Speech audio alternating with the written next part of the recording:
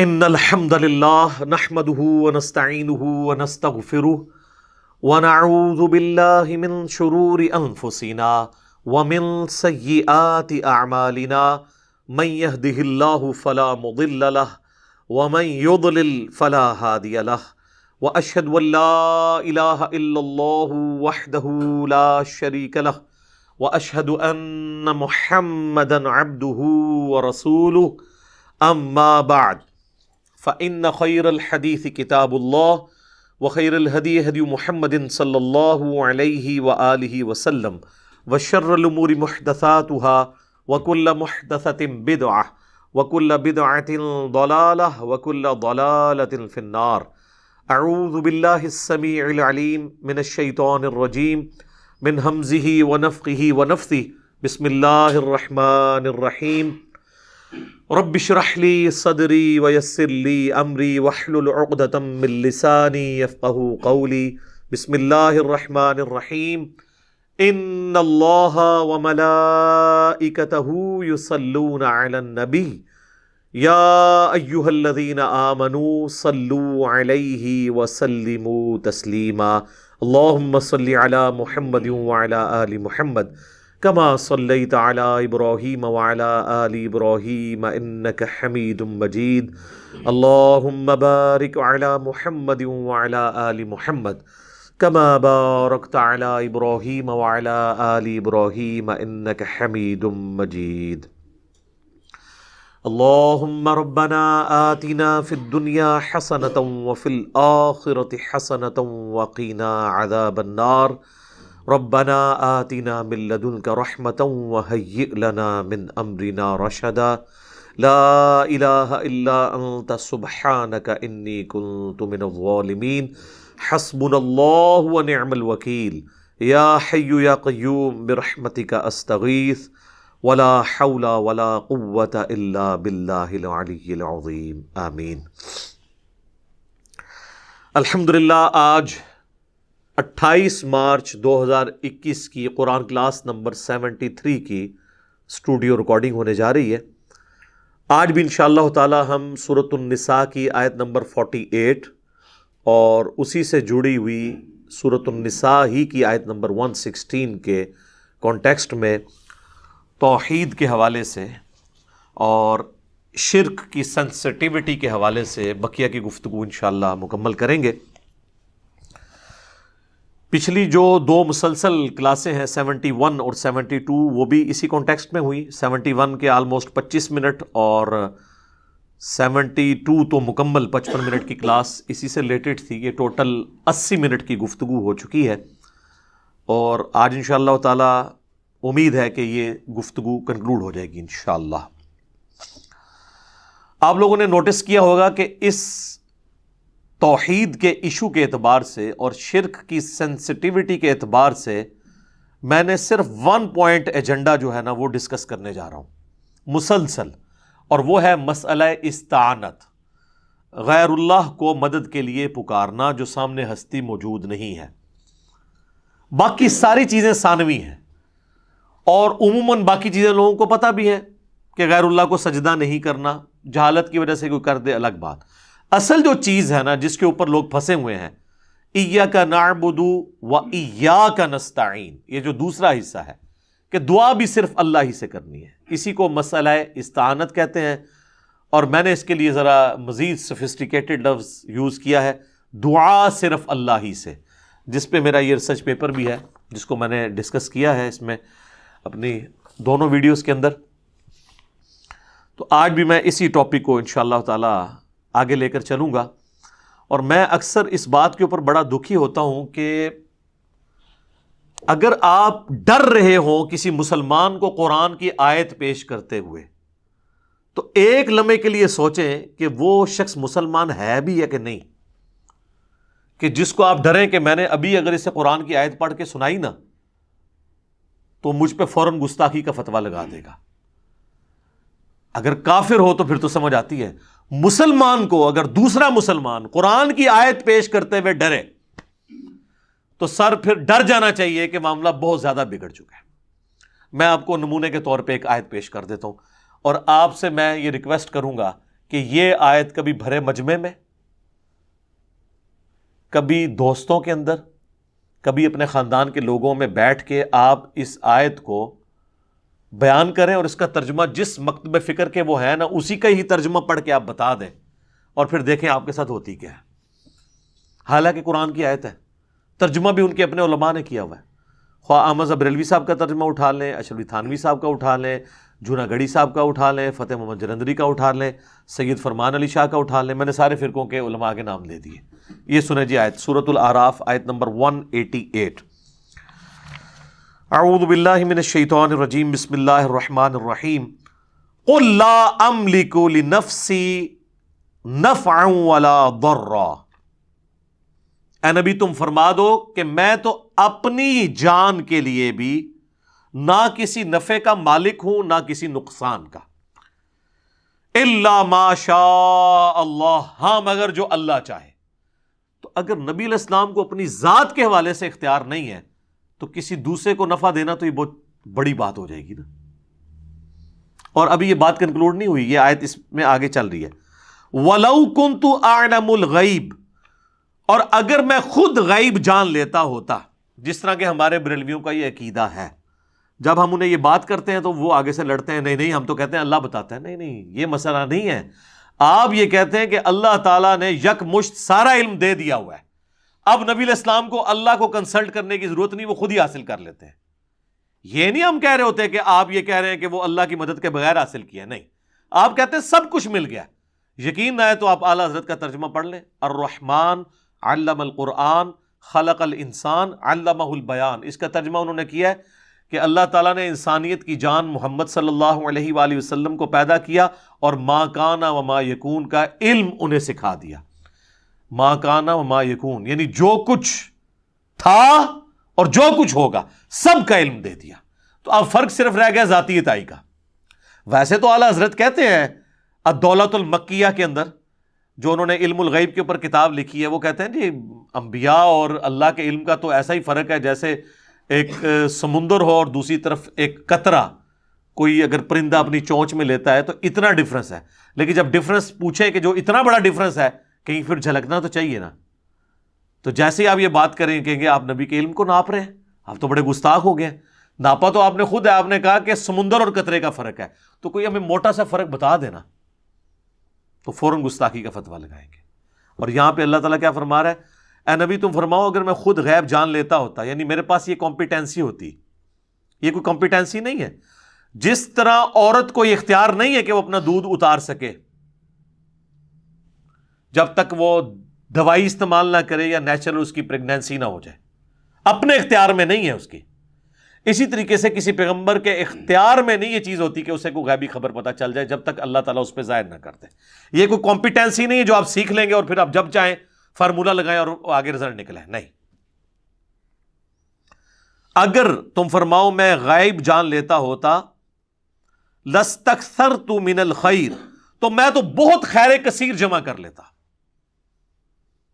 وما مسنی السوء، اور مجھے کبھی کوئی تکلیف بھی نہ پہنچتی، یعنی اگر مجھے مستقبل کا خود پتا ہوتا تو مجھے تکلیف ہی نہ پہنچتی۔ بالکل نیچرل چیز ہے، اگر ایک شخص کو یہ پتا چل جائے کہ میں یہاں سے نکلوں گا اور فلاں روڈ اتنے بج کے اتنے منٹ پہ کراس کروں گا تو ایک ٹریلا مجھے نیچے دے دے گا، تو وہ تو نکلے گا نہیں، اپنا راستہ بدل لے گا۔ واقعی جس کو غیب کا علم ہو جائے تو اس سے تو کبھی بھی کوئی تکلیف نہیں پہنچ سکتی۔ اور یہ نبی علیہ السلام کے حوالے سے بات ہو رہی ہے، بابے کدھر، بابے کدھر، ہائے ہائے ہائے۔ اے نبی تم فرماؤ اگر غیب میں خود جان لیتا تو میں بہت سا خیر کثیر جمع کر لیتا، مجھے کبھی کوئی برائی نہ پہنچتی، مجھے کوئی تکلیف نہ آتی کبھی۔ ان انا الا نذیر و بشیر، میں تو نہیں ہوں مگر ڈر سنانے والا آخرت کا اور خوشخبری دینے والا جنت کی، لقوم یؤمنون، ان لوگوں کے لیے جو بات ماننا چاہیں۔ ویسے عموماً ترجمہ کر دیتے ہیں ایمان لانے والوں کے لیے، اصل میں اس کا ترجمہ یہ بنتا ہے جو بات ماننا چاہیں۔ ایمان والے وہی ہوتے ہیں نا جو بات مان لیں، اور جو نہ ماننا چاہیں ان کے لیے قرآن میں کوئی ہدایت نہیں۔ سر یہ آیت آپ صرف ترجمہ اس کا پڑھ کے بتا دیں کسی مجلس کے اندر، اور 295C سے آپ ذرا بچ کے بتائیں مجھے۔ تو سر جس ملک میں، جس قوم کے سامنے، جس امت کے سامنے آپ اس امت کے پیغمبر کی کتاب کی ایک آیت نہ پیش کر سکیں تو سمجھ لیں کہ اس امت نے ابھی تک پیغمبر کو پیغمبر نہیں مانا، جیسا کہ ماننے کا حق ہے۔ اللہم لا تجعلنا منہم، رضیت باللہ ربا وبالاسلام دینا وبمحمد نبیا ورسولا، آمین صلی اللہ علیہ وآلہ وسلم۔ آگے چلیں، سورہ بنی اسرائیل میں اللہ تعالیٰ نے آیت نمبر 56 اور 57 میں یہ مقدمہ مزید کھول کر بیان کیا، جس کے بعد کوئی گنجائش ہی نہیں رہ جاتی۔ یہ چند لاجواب کر دینے والی آیات میں سے ایک آیت کا پورشن ہے۔ قُلِ ادْعُوا الَّذِينَ زَعَمْتُم مِّن دُونِهِ، اے نبی تم فرما دو کہ جن ہستیوں کے بارے میں تمہارا زعم ہے نا اللہ کے سوا، تو انہیں پکار کے دیکھ لو، پکارو۔ فَلَا يَمْلِكُونَ كَشْفَ الضُّرِّ عَنْكُمْ وَلَا تَحْوِيلًا، نہ تو وہ کوئی تم سے تکلیف دور کر سکیں گے نہ بدل سکیں گے۔ وہ کہتے ہیں نہیں، جو بندہ 11ویں دیتا ہے نا تو یا تو اس کی تکلیف دور ہو جاتی ہے یا وہ بدل کے کسی دوسرے پہ ڈال دیتے ہیں۔ حضرت صاحب پھیر دیندے نے، دشمن نال پھیر دیندے نے۔ اللہ نے پھر دسیا ہے کہ نہ کوئی دور کر سکتا جے نہ پھیر سکتا جے۔ اولئک الذین یدعون یبتغون الی ربہم الوسیلہ، اور جن کو تم پکار رہے ہو نا مدد کے لیے، وہ تو خود اپنے رب کو پکارتے ہیں۔ اب یہ بتوں کے بارے میں آیت نہیں سر، یہ اللہ کے نیک بندوں کے بارے میں ہے۔ کوئی آیت پیش کر رہا ہے بتوں کے بارے میں، دیکھو وہ تو اپنے رب کے حضور خود وسیلہ تلاش کرتے ہیں۔ وسیلہ سے مراد نیک اعمال کے، اور وہ اللہ نے ساتھ کلیئر کر دیا، ایہم اقرب، کون ان میں سے اللہ کے قریب ہو جائے، وَيَرْجُونَ رَحْمَتَهُ، اور وہ تو خود اللہ سے اس کی رحمت کے طلبگار رہتے ہیں، وَيَخَافُونَ عَذَابَهُ، اور ڈرتے رہتے ہیں اس کے عذاب سے۔ ان عذاب ربک کان محذورا، بے شک تیرے رب کا عذاب چیز ہی ایسی ہے کہ اس سے ڈرا ہی جائے۔ ہائے ہائے ہائے ہائے، اللہم اجرنا من النار۔ اچھا، یہ آیت ایسی ہے کہ اس کے کانٹیکسٹ میں ایک حدیث ہے بخاری اور مسلم میں، یہ کہتے ہیں کہ ہمیں شان نزول بھی ساتھ بتایا کریں۔ سوڑ لو پھر شان نزول، اسی آیت کا شان نزول بخاری اور مسلم دونوں میں عبداللہ ابن مسعود کہتے ہیں یہ آیت ان جنات کے بارے میں نازل ہوئی تھی کہ جو جنات کلمہ پڑھ کے مسلمان ہو گئے تھے، لیکن کافر جب جنگلوں میں جاتے تھے نا تو انہی جنات کی پناہ حاصل کرتے تھے۔ یعنی جب کسی جنگل میں جاتے تھے تو کہتے تھے اس جنگل پہ جس جن کی حکومت ہے نا، ہم اس کی پناہ میں آتے ہیں کہ وہ ہماری مشکل کشائی کرے۔ تو اللہ تعالیٰ فرما رہا ہے وہ تو خود اللہ کے ساتھ ایمان لا کر اللہ کی طرف متوجہ ہیں، اور یہ اتنے جانور ہیں یہ لوگ، اولئک کالانعام بل ہم اضل، کہ آج تک انہی کو پکار رہے ہیں۔ اور سورہ جن میں تو آتا ہے نا کہ وہ جن گفتگو کرتے ہوئے کہتے ہیں کہ جنات کی سرکشی میں اضافہ اس لیے ہوا ہے کہ لوگوں نے ان کو مدد کے لیے پکارنا شروع کر دیا، تو ان کو بھی اپنی ویلیو پتہ لگ گئی، اور خام خواہ پھوڑ نیچے آ گئے۔ تو یہ آیت کے کانٹیکسٹ میں بخاری مسلم دونوں میں حدیث ہے کہ یہ ان جنات کے بارے میں ہے جو خود مسلمان ہو چکے تھے، یعنی یہ بتوں کے بارے میں نہیں ہے۔ اس میں من دون ہی بھی آ گیا، جو کہتے ہیں من دون اللہ جو ہے نا وہ بت ہوتے ہیں۔ من دون اللہ انبیاء بھی ہیں، پیغمبر، فرشتے، اولیاء اللہ، جنات، انسان سب ہیں جب انہیں اللہ کے مقابلے پہ کھڑا کر دیا جائے۔ جس طرح میں نے پچھلی دفعہ عیسیٰ ابن مریم کے حوالے سے بتایا تھا، سورۃ المائدہ کی آیت نمبر 75 میں انہیں بھی من دون اللہ کہا گیا، اور ساتھ کہا گیا وہ نہ تمہارے نفع کے مالک ہیں نہ نقصان کے۔ اور سر سورۃ الانعام اور سورہ یونس میں وہ آیت تھوڑے سے فرق کے ساتھ ریپیٹ ہوتی ہے، وَإِن يَمْسَسْكَ اللَّهُ بِضُرٍّ فَلَا كَاشِفَ لَهُ إِلَّا هُوَ، اگر اللہ کسی کو پکڑ لے مصیبت میں، اسے تکلیف میں ڈال دے، تو اس کو پھر کوئی دور نہیں کر سکتا سوائے اس اللہ کے۔ وَإِن يَمْسَسْكَ بِخَيْرٍ، اور اگر اللہ تعالیٰ کسی کے لیے ارادہ کر لے خیر کا، فَلَا رَادَّ لِفَضْلِهِ، تو پھر اللہ کے فضل کو کوئی دور نہیں کر سکتا، کوئی نہیں دور کر سکتا، کسی سے کوئی چیز چھین نہیں سکتا۔ اور اسی کو نبی علیہ السلام نے بھی ٹرانسلیٹ کیا، جو بخاری مسلم دونوں میں حدیث ہے۔ نبی علیہ السلام فرض نماز کے بعد دعا مانگا کرتے تھے، اللہم لا مانع لما اعطیت ولا معطی لما منعت ولا ينفع ذا الجد منک الجد، اے اللہ جسے تو عطا کرے اس سے کوئی چھین نہیں سکتا، جسے تو چھین لے اسے کوئی دے نہیں سکتا، اور کسی بھی شخص کو اس کا عہدہ اور منصب فائدہ نہیں دے سکتا۔ سیدھی سی بات ہے۔ صحیح مسلم میں حدیث ہے، جس کو اس کے عمل نے پیچھے چھوڑ دیا اس کا نسب اسے آگے نہیں لے کے جا سکتا. البتہ اگر کسی کا عمل درست ہے پھر نسب کا فائدہ ہوگا، پھر حسن و حسین ہی جنتی نوجوانوں کے سردار ہوں گے اور سیدہ فاطمہ ہی جنتی عورتوں کی سردار ہوں گی، جو صحیح بخاری میں آیا، مسلم میں بھی ہے اور جامعہ ترمذی مسند احمد میں موجود ہے. رضی اللہ عنہم اجمعین وعلیہم السلام اجمعین، آمین. اب میرے بھائیو، اللہ تعالیٰ کی کرم نوازی ہے کہ اس نے انسانیت کو بغیر پروٹوکول کے ڈائریکٹ اپنے سے مانگنے کی اجازت صرف نہیں دی ہے بلکہ حکم دیا ہے. آپ کو پتا ہے کہ آلموسٹ 17ویں صدی عیسوی کے اندر برٹش امپائر کے اندر ایک قانون پاس ہوا تھا، اسے کہا جاتا ہے میگنا کارٹا. آپ جا کے گوگل پہ لکھیں میگنا کارٹا، یہ ان کے آئین کا ایک حصہ ہے. میگنا کارٹا کے تحت ہر شخص کو رعایا میں سے یہ حق مل گیا کہ وہ اپنے حکمران سے جا کے اپنا ایشو ڈسکس کر سکتا ہے. اس کو انہوں نے میگنا کارٹا کا نام دیا. تو ڈاکٹر سار صاحب رحمہ اللہ فرمایا کرتے تھے کہ انسانیت کا میگنا کارٹا قرآن میں آیا ہے.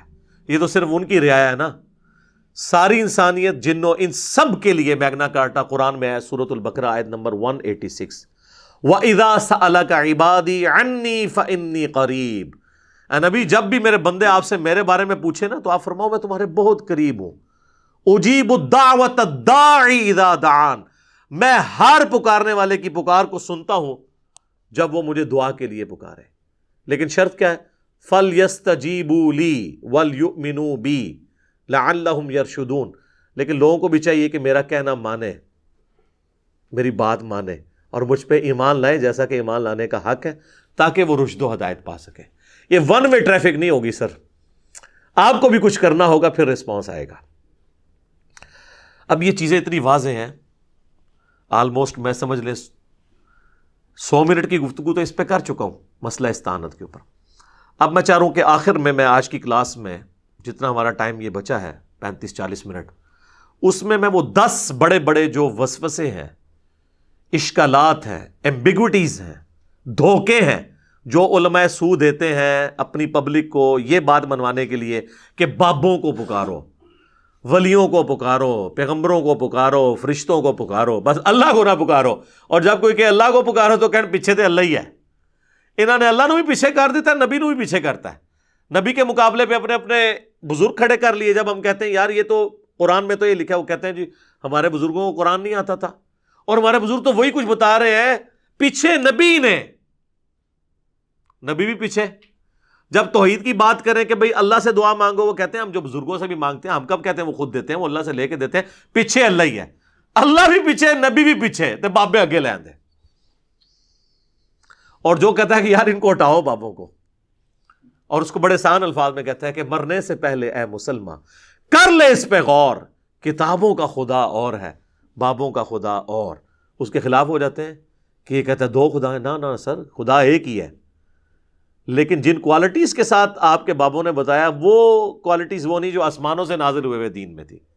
گویا کہ پھر الگ ہی آپ نے اپنا خدا بنا لیا، اگرچہ مان اسی کو رہے ہیں آپ. وہ 10 اشکال میں ایک ایک کر کے کوشش کرتا ہوں کور کروں جلدی سے، تاکہ آج ہی ہماری کلاس کنکلوڈ ہو جائے اس ٹاپک کے حوالے سے. 5 قرآن کے حوالے سے ہیں وہ اشکالات، اور 5 سنت یعنی صحیح الاسناد احادیث کے حوالے سے. پہلا اشکال یا دھوکہ یا ایمبیگوٹی وہ یہ دیتے ہیں کہ جی قرآن میں آیا ہے یا ایھا الذین آمنوا استعینوا بالصبر والصلاۃ، اے اہل ایمان مدد چاہو صبر اور نماز کے ذریعے. اور یہ پڑھتے آدھی آیتی ہیں، آگے نہیں پڑھتے کیا لکھا ہوا ہے، اور کہتے ہیں اس سے ثابت ہوا کہ صبر اور نماز تو غیر اللہ ہے، تو آپ غیر اللہ سے مدد مانگ سکتے ہیں. تو ہم کہتے ہیں میرے بھائی یہ تو آپ نے خود بھی کبھی نہیں مانگی. کبھی آپ نے کہا المدد یا نماز میری مدد فرمائیے، میری حاجت گیری کیجیے، یا صبر میری مدد فرمائیے. وہ خود ہی سوچ میں پڑ جاتے ہیں واقعی ہم نے تو یہ کبھی نہیں کہا. تو سر یہ آیت پوری پڑھیں، ان اللہ مع الصابرین، اللہ بے شک صبر کرنے والوں کے ساتھ ہے. یعنی صبر اور نماز وہ اعمال ہیں جو وسیلے کے طور پر اللہ تک پہنچنے کا ذریعہ ہے، مدد اللہ ہی سے مانگنی ہے. یہ تو ہماری دلیل ہے. صحیح بخاری میں نبی علیہ السلام نے جو ایک وظیفہ کیا کرتے تھے وہ رپورٹ کیا ابن عباس نے. وہ کہتے ہیں کہ ابراہیم علیہ السلام کو جب آگ میں ڈالنے لگے تھے نا، ابراہیم علیہ السلام بہت غیرت مند تھے توحید کے معاملے میں، تو انہوں نے اس وقت پکارا تھا حسبنا اللہ و نعم الوکیل، ہم نے اللہ ہی پر بھروسہ کیا، وہی بہتر کارساز ہے.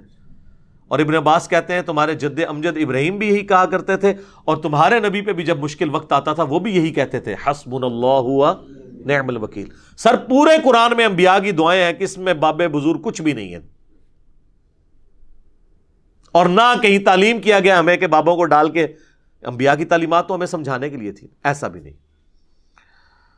جامعہ ترمذی میں ایک حدیث ہے، اس کی صحیح سند المستدرک للحاکم میں ہے اور سنن نسائی الکبریٰ میں، کہ نبی صلی اللہ علیہ وآلہ وسلم ہر مصیبت اور پریشانی میں کہا کرتے تھے یا حی یا قیوم برحمتک استغیث، اے خود سے زندہ ہر چیز کو تھامنے والے، میں تیری رحمت کے ساتھ تیری مدد کا سوال کرتا ہوں. اگر نون سے پڑھیں گے تو پھر جمع کا صیغہ ہو جائے گا، ہم سوال کرتے ہیں. نستغیث بھی درست ہے، استغیث بھی درست ہے. الحمدللہ. اچھا اب دوسرا اشکال سنیں جی. وہ کہتے ہیں جی عیسیٰ علیہ السلام کے بارے میں قرآن میں آیا ہے، انہوں نے کہا تھا من انصاری الی اللہ، تو قال الحواریون نحن انصار اللہ. حضرت عیسیٰ نے خود مدد مانگی ہے جی غیر اللہ سے، اپنے ساتھیوں سے کہ کون اللہ کے لیے میری مدد کرے گا، اور ساتھیوں نے بھی کہا کہ ہم اللہ کے لیے آپ کی مدد کرنے کو تیار ہیں. تو اس کا مطلب یہ ہے کہ حضرت عیسیٰ کے صحابہ جو ہیں وہ حضرت عیسیٰ کے مشکل کشا ہوئے نا پھر تو، یعنی حضرت عیسیٰ نہیں مشکل کشا، ان کے ساتھی ان کے مشکل کشا تھے. واہ واہ سبحان اللہ. اس کا یہ مطلب ہی نہیں ہے. وہ کہہ رہے کون اللہ کے لیے مدد کرے میری دین کے کاموں میں. اس میں یہاں کا لکھا ہوا ہے کہ ان کے ساتھی فوت ہو گئے تھے اور وہ قبر پہ جا کے کہتے تھے قبروں سے نکلو اور روحانی طور پر جسد امثالی کے ساتھ آ کر میری مدد کرو. یہ بھی ایک نوی ٹرم ہے.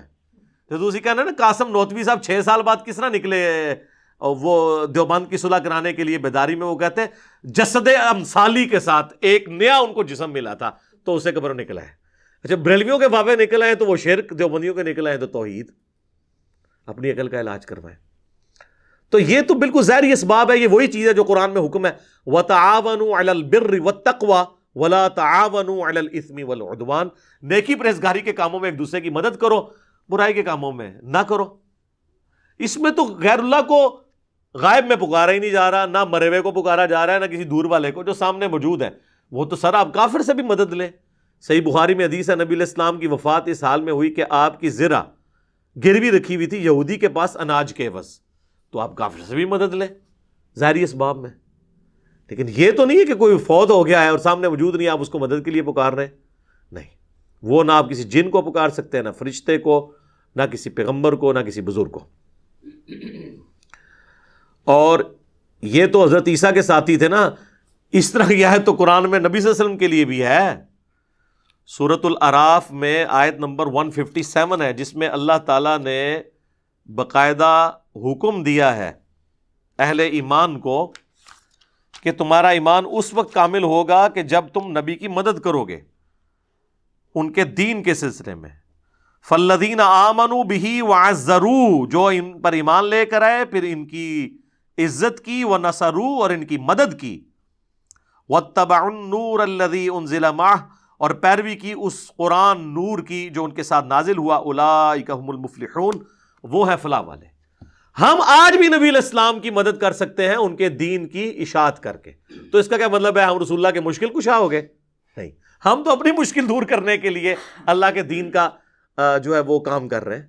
تو یہ معنی کچھ اور تھا، اس کو بدل دیا. یقین کریں اگر یہ گوروں کو اردو آتی ہو نا تو کس طرح مذاق اڑائے ان کی باتوں کا کہ بات کیا تھی تو بنا انہوں نے کہاں سے کیا دی. تیسرا اشکال وہ کہتے ہیں جی سورۃ المائدہ میں آیا انما ولیکم اللہ ورسولہ والذین آمنوا، بے شک تمہارا پشت پناہ، تمہارا ولی، تمہارا دوست، تمہارا مددگار تو ہیں اللہ، اس کا رسول اور اہل ایمان. تو بالکل ہم مانتے ہیں. اس میں یہ کہاں سے ثابت ہو گیا کہ آپ ان کو پکار رہے ہیں؟ اہل ایمان حضور کے ساتھی آپ کے ساتھ آپ کے مددگار تھے، بالکل ٹھیک ہے. یہ تو نہیں ہوا کہ حضور علیہ السلام نے خیبر کے موقع پر حضرت حمزہ کو پکارا ہو جو فوت ہو چکے ہوئے تھے عہد میں کہ آئیں میری مدد فرمائیں. حضرت علی صاحب نے موجود تھے، ان کو بلایا. تو بالکل دوست بھی ہیں، پش پناہ بھی ہیں جو اویلیبل ہیں. آج کی ڈیٹ میں صرف اللہ کو مدد کے لیے پکاریں گے، اور اہل ایمان جو آپ کے سامنے موجود ہیں آپ ان کے ساتھ ساتھی ہوں گے. اور اس کو وہ سپورٹیو آیت ہے سورۃ الانفال کی آیت نمبر 62، ڈیسائسو ہے، بالکل واضح ہے.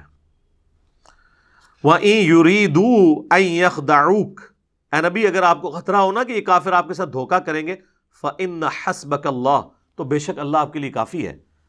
هُوَ الَّذِي أَيَّدَكَ بِنَصْرِهِ وَبِالْمُؤْمِنِينَ، وہ اللہ ہے جس نے اپنی طرف سے آپ کی مدد کی اور اہل ایمان کے ذریعے بھی آپ کی مدد کی، یعنی صحابہ کے ذریعے آپ کے ہاتھ مضبوط کیے. تو اس کا کوئی مطلب یہ لے گا کہ صحابہ حضور کے مشکل کشا تھے؟ نہیں، دین میں سپورٹیو تھے ظاہری اسباب کے طور پر. پھر اس کے آگے چل کے اللہ تعالیٰ نے کہا کہ ہم نے تو فرشتے بھی نازل کیے مدد کے لیے، لیکن کسی نے فرشتوں کو مدد کے لیے پکارا نہیں ہے ان جنگوں کے اندر. پھر 64 نمبر آیت میں آتا ہے یا ایھا النبی، اے اللہ کے نبی، حسبک اللہ، اللہ آپ کو کافی ہے. وَمَنِ اتَّبَعَكَ مِنَ الْمُؤْمِنِينَ، اور جو آپ کی اتباع کرنے والے مومنین ہیں وہ بھی آپ کو کافی ہیں. تو اس کا کیا مطلب ہے؟ حضور جو ہے وہ حسبنا اللہ و نعم الوکیل کی بجائے وہ اپنے صحابہ کا حسبنا پڑھتے تھے؟ نہیں، آپ کے سپورٹیو تھے دین کے حوالے سے. جس طرح آج کی ڈیٹ میں ہم بھی نبی اسلام کے سپورٹیو ہیں، ہم ان کے دین کا کام کر رہے ہیں الحمدللہ، اور اللہ سے امید کرتے ہیں اللہ تعالیٰ ہمیں جنت الفردوس میں اپنے محبوب علیہ السلام کا ساتھ نصیب کرے گا انشاءاللہ. اللہم انا نسألک جنت الفردوس مع النبیین والصدیقین والشہداء والصالحین، آمین. چوتھا اشکال وہ کہتے ہیں جی قرآن میں ہے سورہ التحریم میں فَإِنَّ اللَّهَ هُوَ مَوْلَاهُ وَجِبْرِيلُ وَصَالِحُ الْمُؤْمِنِينَ، رسول اللہ کا مولا تو ہیں اللہ، جبریل اور مومنین اور اس کے بعد فرشتے بھی. اچھا، اس کا مطلب ہے کہ حضور علیہ السلام المدد یا جبرائیل کہتے تھے؟ نہیں، یعنی وہ ان کے پش پناہ ہیں. جب اللہ تعالیٰ کسی کی ڈیوٹی لگاتا تھا وہ حضور کے ساتھ کام کرتے تھے، آپ کے صحابہ آپ کی خدمت گزاری میں تھے. یہ مطلب ہے، یہ تو نہیں کہ آج کی ڈیٹ میں آپ نے پکارنا ہے. نبی علیہ السلام نے کبھی یا جبرائیل المدد کہا ہے؟ بلکہ قرآن میں سورہ انفال میں ہے کہ اللہ نے اپنے نبی سے وعدہ کیا کہ ہم غزوہ بدر میں، احد میں فرشتے نازل کریں گے. تو حضور نے تو فرشتوں کو خود نہیں پکارا، اللہ نے کہا ہم بھیجیں گے. پکارنے والا معاملہ کہیں نہیں ہے مدد کے لیے کسی کو. تو اگر یہی والا معنی لیا جاتا تو صحابہ اکرام جو ہے وہ کہہ رہے ہوتے یا امیر حمزہ المدد، کسی نے نہیں کہا، یا جبرائیل المدد کسی نے نہیں کہا، جو سامنے موجود ہے. پانچواں اشکال وہ کہتے ہیں جی قرآن میں سورہ توبہ میں ہے وَمَا نَقَمُوا إِلَّا أَنْ أَغْنَاهُمُ اللَّهُ وَرَسُولُهُ مِنْ فَضْلِهِ، کیا ان کو یہی بات بری لگی نا کہ جو اللہ نے اور رسول نے اپنے فضل سے انہیں غنی کر دیا. اور یہ آیت لوگوں نے اپنے گھروں کے باہر لکھ کے لگائی ہے کہ اللہ اور اس کا رسول دونوں ہی غنی کرتے ہیں. سر یہ آیت اتنی لمبی آیت ہے جس کا ایک چھوٹا سا ٹکڑا ہے سورہ توبہ کی آیت نمبر 74، جس میں نبی علیہ السلام پہ جو قاتلانہ حملہ ہوا تھا، جس پہ میری یوٹیوب پہ ایک ویڈیو بھی ہے رسول اللہ کا قاتل کون، اس میں بھی میں نے سورہ توبہ کی یہ آیت ڈسکس کی تھی 74 نمبر. اس کے اندر یعنی یہ والا پورشن ڈسکس ہوا ہے کہ اللہ تعالیٰ ان کو کیا یہی بات بری لگی کہ اللہ تعالیٰ نے اپنے فضل سے ان کو اور رسول نے اپنے فضل سے ان کو غنی کر دیا. یہ بات ان کے لیے تکلیف دہ ثابت ہوئی. کن کے لیے؟ منافقین کے لیے، کیونکہ وہ کہتے تھے ہمیں مال غنیمت میں زیادہ حصہ ملے. تو یہ سٹارٹ کہاں سے ہو رہا ہے؟ یحلفون باللہ ما قالوا، یہ اللہ کی قسمیں کھاتے ہیں. وَلَقَدْ قَالُوا كَلِمَةَ الْكُفْرِ، حالانکہ وہ کفر کر چکے. وَكَفَرُوا بَعْدَ إِسْلَامِهِمْ، اور کفر اختیار کیا اسلام کے بعد. وَهَمُّوا بِمَا لَمْ يَنَالُوا، اور انہوں نے وہ ارادہ کیا تھا جس میں کامیاب نہیں ہوئے، یعنی حضور کو شہید کرنے کا تبوک سے واپسی پہ. پھر ساتھ آیا وَمَا نَقَمُوا إِلَّا أَنْ أَغْنَاهُمُ اللَّهُ وَرَسُولُهُ مِنْ فَضْلِهِ، کیا ان کو یہی برا لگا کہ اللہ اور اس کے رسول نے اپنے فضل سے ان کو غنی کیا؟ یعنی اللہ کے ٹکڑوں پہ یہ پل رہے ہیں، رسول اللہ ان کو مال غنیمت میں حصہ دیتے ہیں. اس کے اگینسٹ انہوں نے یہ کیا کہ یہ نبی علیہ السلام کی جان کے دشمن بن گئے. اس سے یہ کہاں سے ثابت ہوا گیا کہ آپ نے اللہ کے رسول کو مدد کے لیے پکارنا ہے؟ یہ چیز ہی کچھ اور تھی اور انہوں نے کچھ اور بنا دی. کانٹیکسٹ بالکل واضح ہے. اور اس کو سپورٹیو حدیث جو میں نے پچھلی دفعہ بیان کی تھی بخاری اور مسلم دونوں میں، کہ 70 صحابہ کو جب دھوکے سے شہید کرنے لگے تو انہوں نے کیا کہا؟ اے اللہ ہمارے نبی کو ہمارے حال کی خبر کر دینا، ہم اپنے رب سے مل رہے اس حال میں کہ ہم اپنے رب سے راضی، ہمارا رب ہم سے راضی، ہم حضور کے دین پر ثابت قدم ہیں، اے اللہ ہمارے نبی تک ہماری یہ خبر پہنچا دینا۔ اور بخاری کے الفاظ ہیں، حضرت جبرائیل نے آ کے خبر دی، انہوں نے یہ بھی نہیں کہا کہ اے جبرائیل آپ خبر پہنچا دیں، یا رسول اللہ انظر حالنا، انہوں نے نہیں کہا، انہوں نے کہا اے اللہ آپ خبر کر دیں۔ تو اس سے 3 عقیدے میں نے کہا تھا کلیئر ہوئے، علم الغیب، حاضر و ناظر، اور مسئلہ استعانت یعنی غیر اللہ کو پکارنا۔ تینوں مسئلے جو انہوں نے بنائے ہوئے ہیں غلط طریقے سے وہ فارغ ہو گئے اس ایک حدیث سے۔ تو صحابہ تو یہ کرتے تھے، ان کو نہیں پتا تھا یہ قرآن میں آیت ہے وما نقموا الا ان اغناہم اللہ ورسولہ من فضلہ، وہ یہ مطلب نہیں رہتے تھے۔ لے جی یہ 5 اشکال تو ختم ہوئے جو قرآن سے دیتے تھے، اب 5 احادیث والے بڑے مشہور ہیں، وہ بھی میں کور کر دوں۔ چھٹا اشکال، صحیح بخاری میں حدیث ہے جی میں کان بن جاتا ہوں، میں ہاتھ بن جاتا ہوں، میں پاؤں بن جاتا ہوں، پوری تصوف اس کے اوپر کھڑی ہوئی ہے، اور وہ اس لیے کہ یہ بھی آدھی حدیث پیش کرتے ہیں، پوری تو ان کی موت ہے۔ یہ صحیح بخاری میں حدیث ہے، نبی علیہ السلام نے فرمایا، حدیث قدسی ہے کہ اللہ تعالیٰ فرماتا ہے جس نے میرے ولی کے ساتھ دشمنی کی میرا اس کے خلاف اعلان جنگ ہے۔ اب ولی سے آپ کو انڈیا پاکستان کے ولی نہیں، یہ ولی اللہ کی بات ہو رہی ہے، جو اللہ کی عبادت کرتے تھے، جو اپنی عبادت کرواتے ہیں نا وہ اللہ کے ولی نہیں ہے، ان سے اعلان جنگ ہے میرا۔ صحابہ اہل بیت ان کے پیٹرن پہ چلنے والے وہ امام جنہوں نے ان کی تعلیمات ہم تک پہنچائی، اعلان جنگ ہے۔ اور میرا بندہ میرا قرب کسی چیز سے حاصل نہیں کر سکتا جو فرائض میں پابندی سے حاصل کرتا ہے، پہلی چیز فرض ہے، پھر نوافل کے ذریعے میرا اتنا قرب حاصل کرتا ہے کہ میں اس کے کان بن جاتا ہوں جس سے وہ سنتا ہے، میں اس کے ہاتھ بن جاتا ہوں جس سے وہ پکڑتا ہے، میں اس کی آنکھیں بن جاتا ہوں جس سے وہ دیکھتا ہے، میں اس کے پاؤں بن جاتا ہوں جس سے وہ چلتا ہے۔ بس اتنا کر کے وہ کہتے ہیں جس کے ہاتھ اللہ کے ہاتھ بن جائے پھر ایتھوں اوتھے نہیں پہنچن گے، اے ابو کو رزلٹ کر لیندے نے۔ اور یہ عربی کے محاورے میں بات ہو رہی ہے، یعنی اس کا اوڑھنا بچھونا میں بن جاتا ہوں، یعنی میں اسے اسپیشل پروٹیکشن دے دیتا ہوں۔ ایک بار جب وہ کوشش کرتا ہے پھر اس کے ہاتھ پاؤں کان آنکھیں میری اطاعت میں ہی اٹھتی ہیں۔ وہ کہتے ہیں جی یہ تو وہ پہلے ہی کر رہا تھا تبھی اس کو انعام ملا، پھر انعام کیا ہوا؟ پہلے تو اس نے کوشش کی نا، انعام اس کو یہ ملا کہ اللہ اسے استقامت دیتا ہے، جو قرآن میں بھی آیا قل ان صلاتی و نسکی و محیای و مماتی للہ رب العالمین، اے نبی تم فرماؤ بے شک میری نماز، میری قربانی، میرا جینا، میرا مرنا سب اللہ کے لیے۔ اچھا اس حدیث کا اگلا حصہ نہیں پڑھتے، اگلے الفاظ ہیں کہ جب وہ مجھ سے کوئی دعا کرتا ہے میں دعا قبول کرتا ہوں، اور جب مجھ سے پناہ طلب کرتا ہے اپنے دشمن کے اگینسٹ تو میں اسے پناہ عطا کرتا ہوں۔ تو میرے بھائی جس کا ہاتھ اللہ خود بن چکا ہے وہ دشمن کی گیچی خود کیوں نہیں مروڑ دیتا؟ اللہ سے کیوں مانگ رہا ہے؟ اس لیے کہ کوئی نہیں ایسے کر سکتا، اللہ ہی سے مانگنا ہے، ورنہ وہ کہتے ہیں ہاتھ بن گیا پاؤں بن گیا تو اب وہ جو مرضی کرے۔ اور ویسے آپ کو شرم نہیں آتی کہ اللہ کا پاؤں کوئی بنے گا؟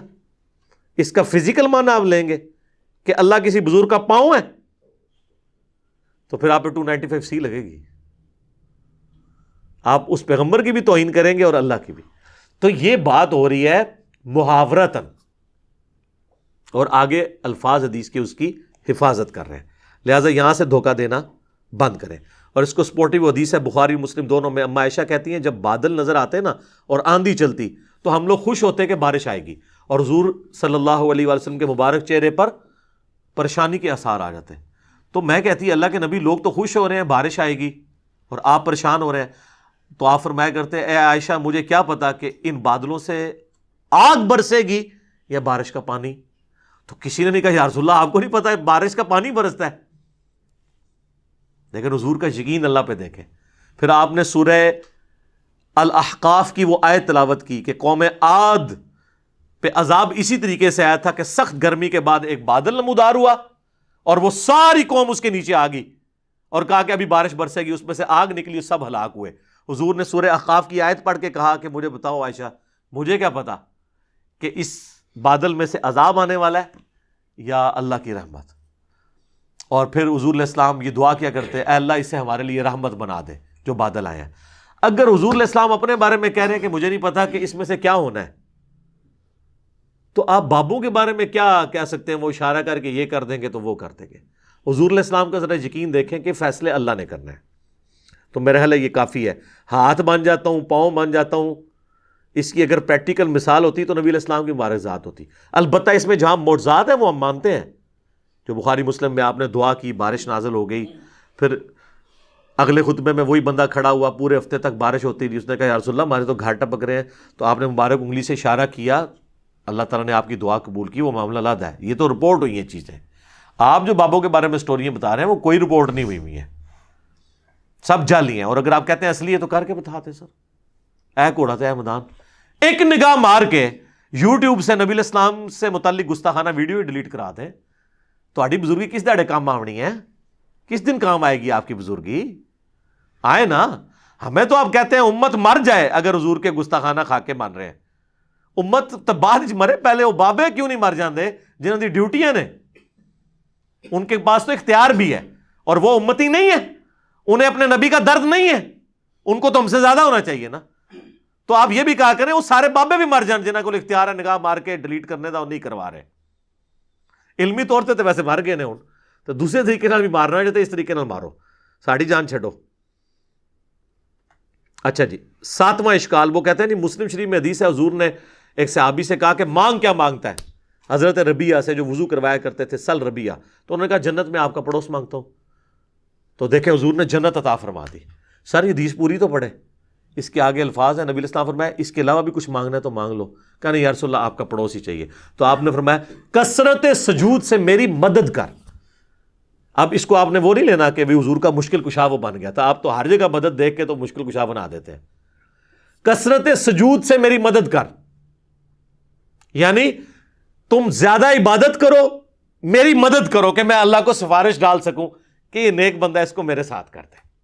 بالکل واضح ہے. بس سل ربیعہ سل ربیعہ سل ربیعہ، جنت مانگ لی جنت مانگ لی. اگے بھی ٹورو نا کیویں ملی جنت. ٹھیک ہے، تو جنت تو انشاءاللہ آپ کو بھی مل جائے گی. صحیح مسلم میں حدیث ہے جو اذان کا جواب دے اس کے بعد دروشی پڑھے اور الوسیلہ والی دعا مانگے، میری شفاعت اس کے لیے حلال ہو جائے گی. اللہم صلی علی محمد وعلی آل محمد. تو یہ تعلیم آپ کی دیکھیں کیا ہے. صحیح مسلم میں حدیث ہے، نبی علیہ السلام فرمایا اے ابو ہریرہ جو چیز تمہیں نفع دے اس کے لیے پوری کوشش کرو، اور دیکھنا کاہلی نہ کرنا، سستی نہ کرنا، اور اللہ سے مدد مانگ کے چلنا. پھر بھی رزلٹ تمہارے خلاف آئے تو کبھی نہ کہنا کہ اگر میں یہ کر لیتا تو یہ ہو جاتا، اگر میں وہ کر لیتا تو وہ ہو جاتا. یہ اگر مگر شیطان کا دروازہ کھول دیتے ہیں. یہ صحیح مسلم میں تقدیر والے چیپٹر کی آخری حدیث ہے، کتاب القدر چیپٹر کی. امام مسلم نے اس کے اوپر کنکلوڈ کیا ہے کہ تقدیر پہ کوئی تکیہ کر کے یہ نہیں ہے کہ کوشش چھوڑ دے، سستی نہ کرنا، کاہلی نہ کرنا. یہ نہیں ہے کہ خالی پیپر دیا اس پہ دروشی پڑھ کے پھونک آؤ، اس سے نہیں کو پاس ہوگا. کوشش کرو، اس تو بعد بے شک جو مرضی پڑھ کے پھونک دے رہو. سستی اور کاہلی نہ کرنا، پھر اللہ سے مدد مانگنا. تو نبی علیہ السلام تو کہتے ہیں مدد اللہ سے مانگنا. اور وہ ڈیسائسو حدیث ہے جو جامع ترمذی میں ہے، مشکات میں موجود ہے. نبی علیہ السلام نے، ابن عباس کہتے ہیں مجھے سواری کے پیچھے سوار کیا اور مجھے کہا ہے بیٹے اللہ اکبر، اللہ کے حقوق کی حفاظت کر، اللہ تیری حفاظت کرے گا. ذرا الفاظ غور سے سنیں. اللہ کے حقوق کی حفاظت کر، اللہ تیری حفاظت کرے گا. کیا زبردست الفاظ ہیں. اور اللہ تعالیٰ کے احکامات کی پیروی کر، تو ہمیشہ اپنے رب کو اپنے سامنے پائے گا. تیری مدد کے لیے وہ ہر وقت ہوگا. اور جب بھی تجھے سوال کرنا ہو تو صرف اللہ ہی سے کرنا، اور جب مدد مانگنی ہو وَاسْتَعِن بِاللَّهِ تو صرف اللہ سے مدد مانگنا. اور بچے جان لے اگر پوری امت مل کے تجھے ذرے کے برابر بھی نقصان پہنچانا چاہے اور اللہ نہ چاہے تو نہیں پہنچا سکیں گے. اور اگر ساری امت، زمین و آسمان کی ساری مخلوقات مل کے ذرے کے برابر تمہیں فائدہ بھی پہنچانا چاہے نہیں پہنچا سکیں گی مگر جو اللہ چاہے. اور پھر حضور نے اس کو مزید مور لگائی. آپ نے فرمایا کہ تقدیر کے صحیفے خشک ہو چکے ہیں اور قلم اٹھا لیے گئے ہیں، یعنی جو اللہ نے فیصلہ کیا ہے نا وہی ہونا ہے. یہ حدیث کتنی ڈیسائسو ہے. نبی علیہ السلام اپنے اصحاب کی تربیت کرتے تھے کہ مانگنا ہے تو اللہ سے مانگنا ہے.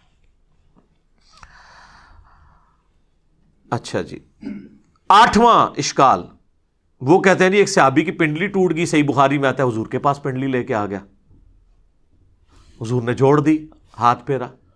بخاری مسلم میں اشوب چشم مولا علی کو ہوا، حضور نے تھوک مبارک لگائی، ٹھیک ہو گیا. بخاری مسلم میں آتا ہے بارش نہیں ہو رہی تھی، حضور نے دعا کی، بارش شروع ہو گئی. جتنے یعنی حضور کے معجزات ہیں نا، اس سے وہ کہتے ہیں آپ حضور سے مدد مانگنی ہے. سر یہ آج اگر نبی علیہ السلام دنیا میں موجود ہوں تو ہم اپنا ہر مسئلہ حضور کے پاس ہی لے کے جائیں گے. مسئلہ ہے حضور کی وفات کے بعد کا، جب آپ سے ہم کمیونیکیٹ نہیں کر سکتے. نہیں تو مجھ سے پھکی لے لیں، ثقیفہ بنی ساعدہ کے اندر جو کچھ ہوا جس کی وجہ سے آج تک امت دو ٹکڑے ہے، سنی شیعہ اختلاف، تو مولا علی اور ابو بکر کیوں نہیں حضور کی قبر پہ چلے گئے یا رسول اللہ؟ بلکہ میت بھی باہر تھی 2 دن تک، تو یا رسول اللہ فیصلہ کریں آپ کا سکسیسر کون ہے. نہیں. جنگ جمل صفین نہروان کے وقت کسی نے روضہ شریف میں جا کے حضور سے مشورہ کیوں نہیں کیا؟ سیدہ عائشہ 47 سال تک اس حجرے میں رہیں جہاں پہ قبر مبارک تھی، کوئی مشورہ کچھ بھی نہیں. آپ کے فضائل درود میں شیخ زکریا لکھتے ہیں، تبلیغی جماعت والے اور دعوت اسلامی کے الیاس قادری صاحب فضائل سنت میں، کہ 555 ہجری میں شیخ احمد رفاعی کے لیے حضور نے قبر سے ہاتھ باہر نکال لیا اور 90,000 لوگوں نے یہ منظر دیکھا. اس زمانے میں جب جو ہے مسجد نبوی میں 90,000 کا مجمع بھی نہیں تھا آتا. کہانی.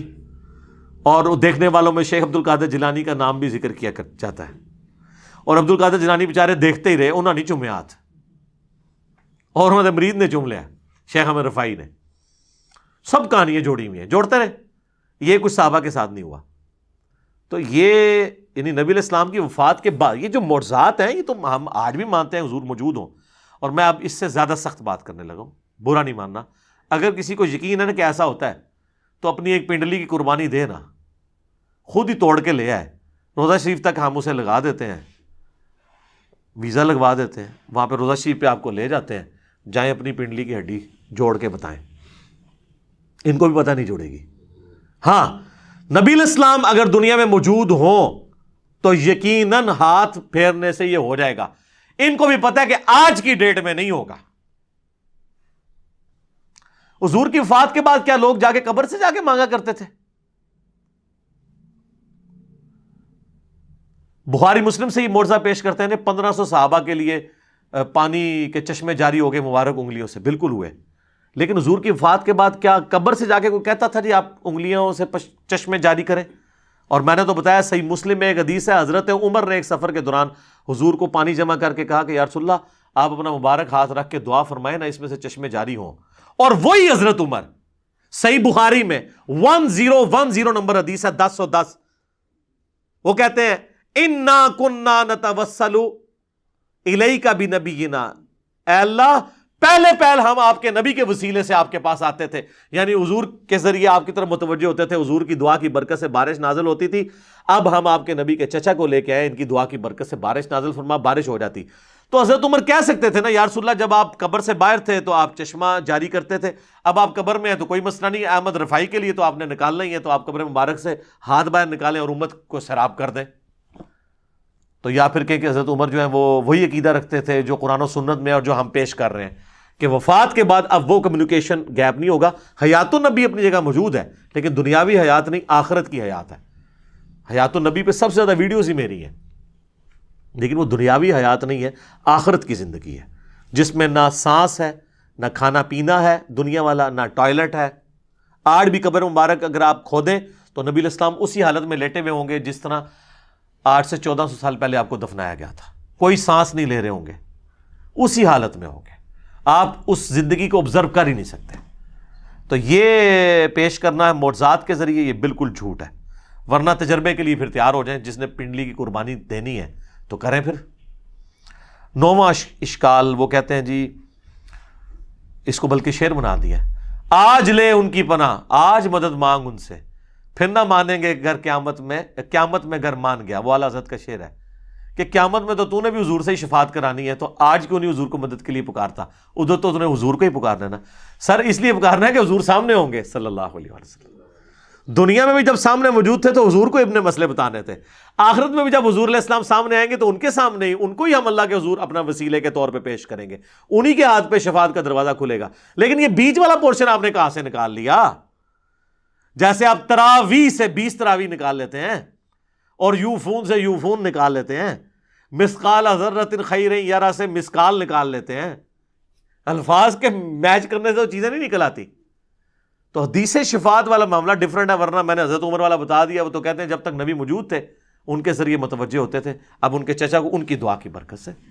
وہ کہتا نہیں جی مصنف ابن ابی شیبہ میں ایک روایت ہے اور حافظ ابن کثیر نے بھی نقل کی ہے سورہ نساء کی آیت نمبر جو 64 ہے وَلَوْ أَنَّهُمْ إِذْ ظَلَمُوا أَنفُسَهُمْ جَاءُوكَ.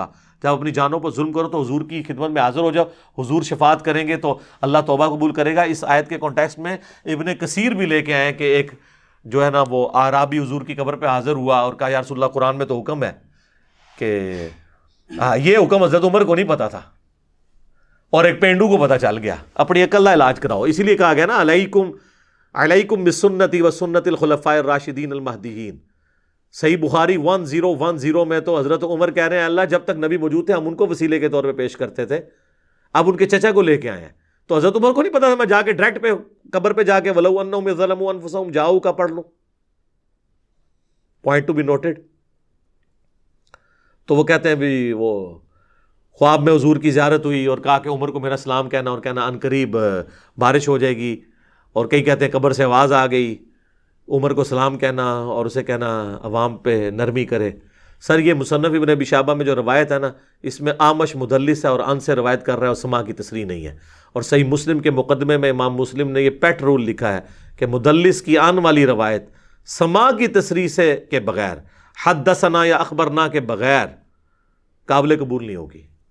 ایک جعلی روایت کو لے کے عقیدہ گھڑ رہے ہیں جو بخاری کی 1010 نمبر حدیث کے بھی خلاف ہے اور قرآن کی اس آیت کے کانٹیکسٹ کے بھی خلاف ہے. سر یہ قرآن ذرا کھولیں, سورہ نساء کی آیت نمبر 64 میں اللہ تعالیٰ نے منافقین کو کہا ہے کہ یہ طاغوت کے پاس فیصلے کرواتے تھے, حالانکہ نبی علیہ السلام کو اپنا حکمران مانا ہوا تھا, اوپر سے کلمہ گو تھے اندر سے منافق تھے.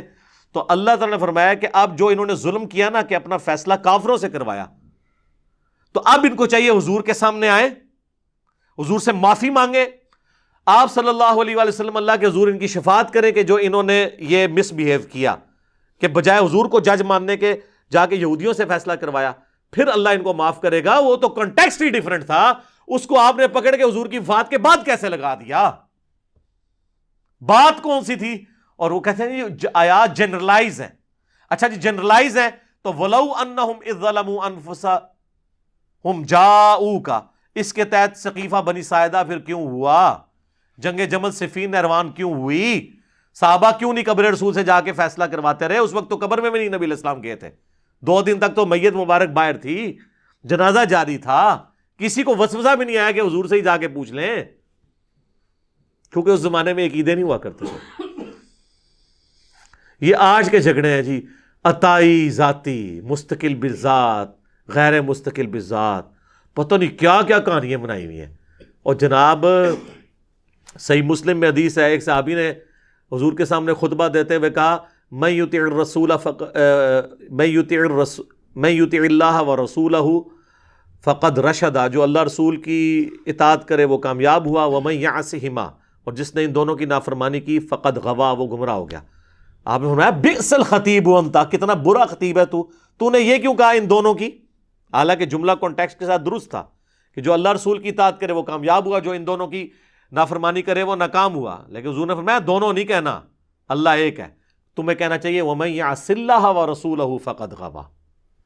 اس نے نہیں آگے سے کہا کہ ہک ہے جڑا ہک کی ڈھوں آکھے وہ کافر و مشرک ہے, وہی مواحد ہے جڑا ہک کی ڈھوں آکھے.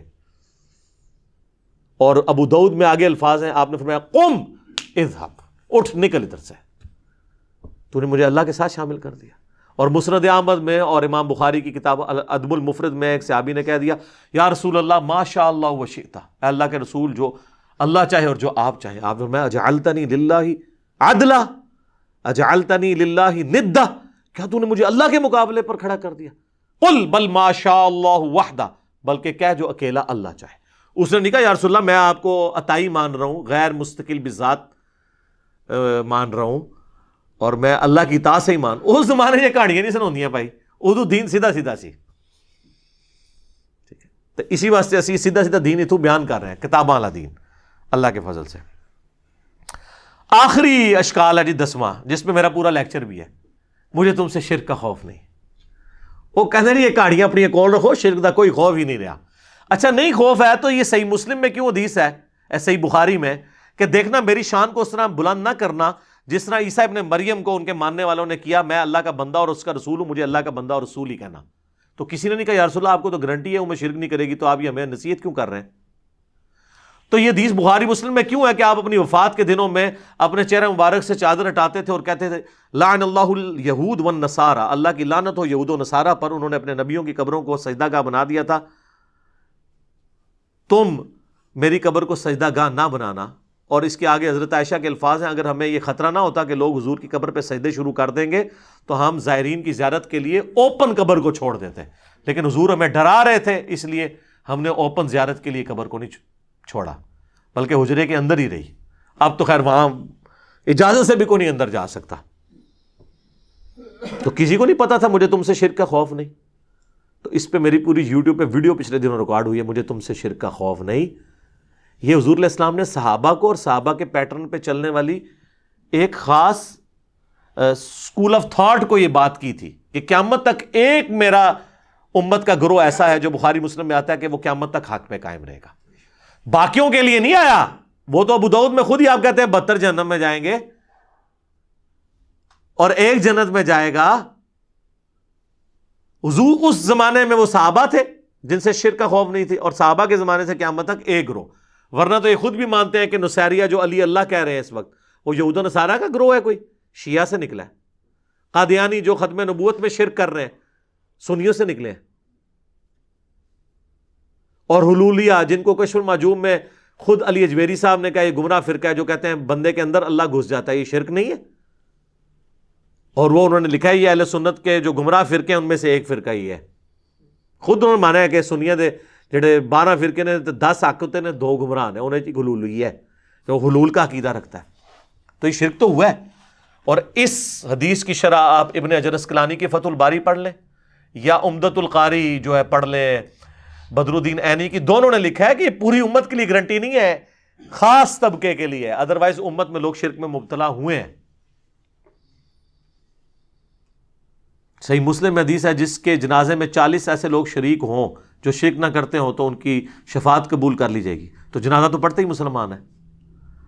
بخاری مسلم میں حدیث ہے جب یہ آیت نازل ہوئی سورہ الانعام کی آیت نمبر 82 الذین آمنوا ولم یلبسوا ایمانہم بظلم اولئک لہم الامن وہم مہتدون، جو ایمان لائے اور ایمان کے ساتھ شرک نہ کیا وہی قیامت والے دن امن میں ہوں گے. تو صحابہ نے کہا یا رسول اللہ شرک کون نہیں کرتا ہوگا، ظلم کون نہیں کرتا ہوگا؟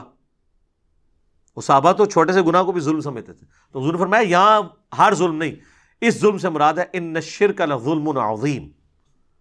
سورہ لقمان کی آیت نمبر 13 تلاوت کی نبی علیہ السلام نے کہ یہاں شرک یعنی جو ایمان لانے کے بعد شرک نہ کرے اس کے لیے گارنٹی ہے کہ وہ امن میں ہوگا. باقی گناہوں کے معاملے میں اللہ تعالیٰ ٹالریٹ کر لے گا. اور سر وہ جو حدیث ہے ترمذی میں اور مسند احمد میں کہ جو شخص 10 دفعہ پڑھ لے لا الہ الا اللہ وحدہ لا شریک لہ لہ الملک ولہ الحمد بیدہ الخیر یحیی و یمیت وہو علی کل شیء قدیر، فجر اور مغرب کے بعد بغیر پاؤں بدلے تو اسے کوئی چیز نقصان نہیں پہنچا سکے گی سوائے یہ کہ وہ شرک خود ہی کر لے. اس میں یہ الفاظ ہے. تو حضور کو تو کہنا چاہیے شرک ختم ہو گیا تو پھر شرک کہاں سے کر لے. تو اس کا مطلب یہ ہے کہ لا الہ الا اللہ پڑھ کے بھی اگر کوئی شرک کر رہا ہے نا تو بے شک وہ نماز کے بعد لا الہ الا اللہ پڑھتا رہے یا موت کے وقت لا الہ الا اللہ پڑھتا رہے کوئی فرق نہیں پڑنا اگر ساتھ وہ شرک کر رہا ہے. جو سورہ یوسف میں آیا کہ اکثریت لوگوں کی اللہ پر اس حال میں ایمان لاتی ہے کہ وہ شرک بھی کر رہی ہوتی ہے ساتھ. چلو مسلمان تو برا مانیں گے، غیر مسلم اللہ کو مان بھی رہے ہیں اور شرک بھی کر رہے ہیں ساتھ. کرسچن اللہ کو مان رہے ہیں، ہندو اللہ کو مان رہے ہیں، ساتھ شرک بھی کر رہے ہیں. تو یہ ایک پورا ڈیٹیل ٹاپک تھا، اس کے اوپر میں نے الگ سے ویڈیو ریکارڈ کروا دی ہے. 5 لیکچرز میں اینڈ پہ بتا دیتا ہوں چونکہ میں سب کچھ کور نہیں کر سکتا. نمبر 1 مجھے تم سے شرک کا خوف نہیں، رومن میں لکھیں. نمبر 2 وسیلے کے ذریعے دھوکا، وسیلے کو ہم مانتے ہیں لیکن وسیلہ استعانت کو ثابت نہیں کرتا. نمبر 3 قصہ موسیٰ اور خضر، اس کے اوپر پوری تصوف کھڑی کی ہے، پورا لیکچر دیا ہے. نمبر 4 تخت بلقیس، کہتے بندہ لبو کیڑا سی بندہ لب لے میں لب لے، اللہ نے ایسا بندہ اٹھ چھڑیا ہے کہ انہیں سارے بندے لب لینے. اور 5واں حضرت اویس کرنی، وہ کہتے ہیں ویسی روحانی سلسلہ ہوتا ہے. یہ 5 لیکچرز ہیں، یعنی یہ 5 گھنٹے مزید ہیں، لیکن قرآن کلاس متحمل نہیں ہے. ایک ایک حدیث جے پی جی ڈسپلے کروایا ہے، ایک ایک حدیث کا نمبر ڈسپلے کرایا ہے. یہ 5 لیکچر آپ دیکھیں تو اسی کے ساتھ ریلیٹڈ ہیں. وہ انشاءاللہ تعالیٰ آپ کو ساری کی ساری گیم سمجھ آ جائے گی. آخر میں حدیث بیان کرتا ہوں، بخاری مسلم دونوں میں حدیث ہے، تم بھی اگلے لوگوں کے راستے پہ چل پڑو گے قدم بقدم بالشت بر بالشت، حتیٰ کہ ان میں سے کوئی گوہ کے سوراخ میں داخل ہوا تو تم بھی وہی کام کرو گے. صحابہ نے کہا یہ اگلے لوگوں سے مراد کیا یہود و نصارہ ہیں؟ آپ نے فرمایا اگر وہ مراد نہیں تو اور کون مراد ہے؟ تو ڈاکٹر اشرف آصف جلالی صاحب نے کہا کہ یہاں یہود و نصارہ کا فیشن مراد ہے، شرکی عقائد مراد نہیں ہے. ہم نے کہا نا، اس حدیث کا بھی شان نزول شاد ارشاد موجود ہے جامعہ ترمذی میں اور مشکات میں بھی موجود ہے کہ صحابہ کہہ رہے ہیں کہ ہم غزوہ حنین کے موقع پر ایک درخت کے پاس سے گزرے جسے ذات انوات کہا جاتا تھا، اور مشرکین عرب جنگ کے لیے اپنا اسلحہ اس پہ پہلے لٹکاتے تھے تاکہ اس سے برکت حاصل کریں. ان کا عقیدہ تھا اس سے ہم جنگ جیت جائیں گے. تو صحابہ نے جب دیکھا تو کہا یا رسول اللہ آپ بھی ہمارے لیے کوئی اس طرح کا ایک درخت مقرر کر دیں. ہائے ہائے، آپ نے کہا سبحان اللہ، آج تو تم نے وہی بات کر دی جو موسیٰ کے ماننے والوں نے کی تھی. پھر نبی علیہ السلام نے سورۃ الاعراف کی آیت تلاوت کی کہ موسیٰ کے ساتھی جب ایک جگہ سے گزرے جہاں پہ کچھ لوگ بتوں پر دھیان کیے ہوئے اعتکاف بیٹھے تھے، تو کہا ہمارے لیے بھی اللہ کا کوئی بت بنا دے. حضور نے کہا تم مجھ سے اللہ کا بت مانگ رہے ہو؟ کسی نے نہیں کہا یا رسول اللہ ہم نے اللہ کا بت کہا، ہم تو فیض کے لیے ایک درخت مانگ رہے ہیں. تو اسی قبروں پہ چٹ دے ہو. حضور نے درخت نہیں چٹن دیتا اور کہا کہ اے بھی اللہ کا بت بنان لگے ہو تسی. تو آپ فرمایا تم نے موسیٰ کے ماننے والی بات کر دی. پھر آپ فرمایا اللہ کی قسم تم بھی اگلے لوگوں کے پیچھے چل پڑو گے، یعنی جو جو شرکیہ کام انہوں نے کیے تم بھی کرو گے، یعنی اس امت میں بھی یہ کام آئیں گے. تو یہ حدیث بخاری مسلم کی وہ شرح بیان کر رہی ہے کہ یہاں مراد فیشن نہیں ہے بلکہ شرکیہ عقائد ہیں جن سے اللہ تعالیٰ ہمیں محفوظ رکھے. اللہ تعالیٰ سے دعا ہے جو حق بات میں نے کہی اللہ تعالیٰ ہمارے دلوں میں راسخ فرمائے. اگر جذبات میں میرے منہ سے کوئی غلط بات نکل گئی تو اللہ تعالیٰ ہمارے دلوں ہی سے معاف کر دے. ہمیں شرک کی لعنت سے بچائے، توحید کے اوپر قائم رکھے اور اس کا سپاہی بننے کی توفیق عطا فرمائے. امام الموحدین صلی اللہ علیہ وآلہ وسلم کی قیامت والے دن ہمیں شفاعت نصیب فرمائے. سبحانک اللہم وبحمدک اشہد ان لا الہ الا انت استغفرک واتوب الیک وما علینا الا البلاغ المبین. جزاکم اللہ خیرا.